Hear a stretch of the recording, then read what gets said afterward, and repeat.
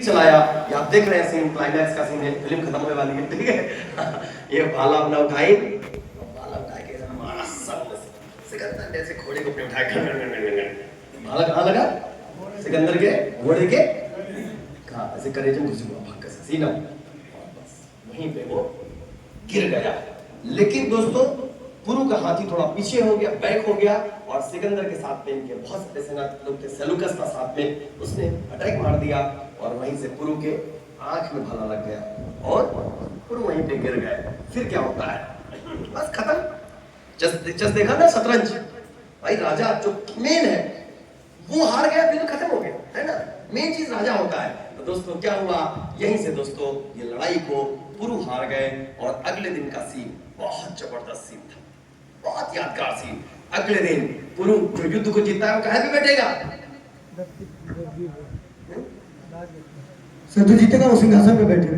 हाँ, जो जीतेगा वो सिंहासन पे बैठेगा। लीडर्स याद रखना, अगर आप युद्ध को जीतोगे तो कहाँ पे बैठोगे? सिंहासन पे बैठोगे। और अगर युद्ध को हार गए तो क्या बैठिए?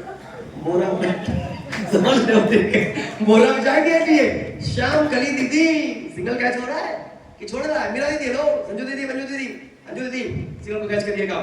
दोस्तों सिकंदर महान जलवे के साथ बिल्कुल बैठा और राजा पुरु को हथकड़ी मान के लाया गया। इसने कहा दीजिए, ये युद्ध का सीन है जब ये युद्ध खत्म हो गया था। ये सिकंदर है, बिल्कुल क्यूट बॉय है, एकदम बहुत छोटा सा, उसका घोड़ा है यहाँ पे खड़ा है और ये पुरु को दिखाया गया, सिंबॉलिक है, सांकेतिक। कोई सर वो काम को रोक देना, मुकेश अंबानी सर सारे काम को रोक देना, मीटिंग के समय कोई काम नहीं करना, इसको सबको रोक दिया। मीटिंग सबसे इंपॉर्टेंट हमारी होती है, इससे इंपॉर्टेंट दुनिया में कुछ नहीं। हाँ, सब काम को रोक देंगे। दोस्तों तो आप सभी से कहना चाहेंगे, बस राजा पुरु वहीं से हार गए।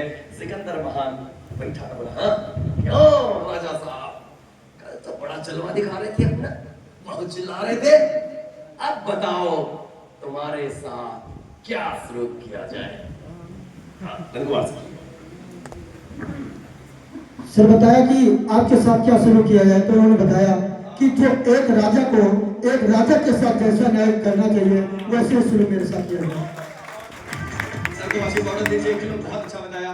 दोस्तों बिल्कुल यही सवाल पूछा कि आप बताइए आपके साथ कैसा सलूक किया जाए।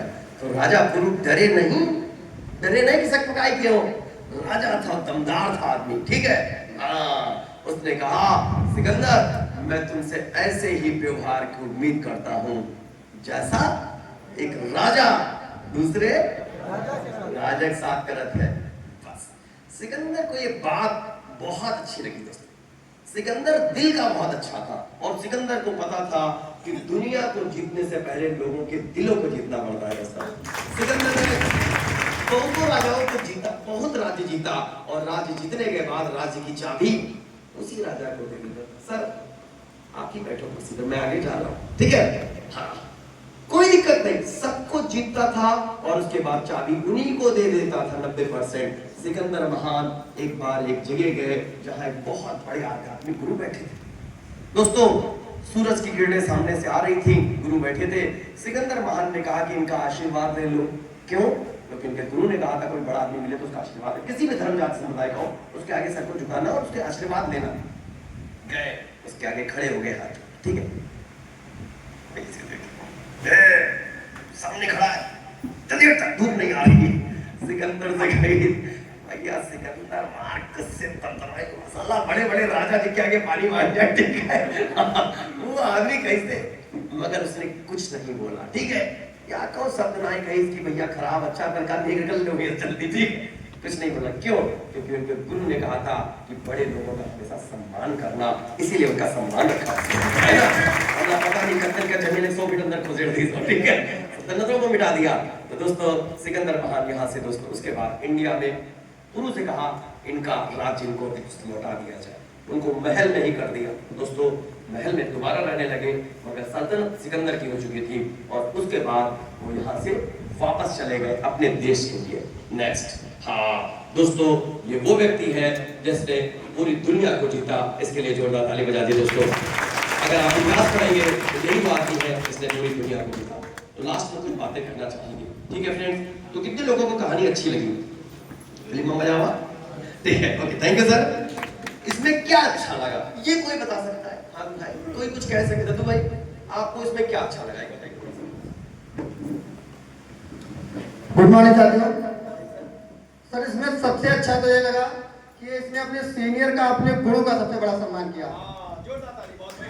साथियों मैं कहना चाहूंगा आज तक अगर इस पृथ्वी पर कोई पैदा हुआ है, चाहे वो परमात्मा भगवान श्री राम स्वयं हो, तो उनको भी अपने गुरु के मार्गदर्शन पर चलना पड़ा। साथियों जितने भी श्रेष्ठ समुदाय मीटिंग हॉल में बैठे हैं, चाहे वो सफारी विजेता हो, चाहे कार विजेता हो, चाहे बाइक विजेता हो, चाहे कोई चैंपियन सीनियर लीडर हो, इसमें किसी ना किसी गुरु की देन है, किसी ना किसी सीनियर की देन है। कहता है आंख मूंद कर बैठेंगे तो दिव्य बनाकर छोड़ेंगे, हाथ पकड़ लेंगे तो भव्य बनाकर छोड़ेंगे। गुरु की गुरुता के ऊपर किंचित संदेह नहीं करना। गुरु मिट्टी के भी होंगे तो एक लत बनाकर छोड़ेंगे। कहते हैं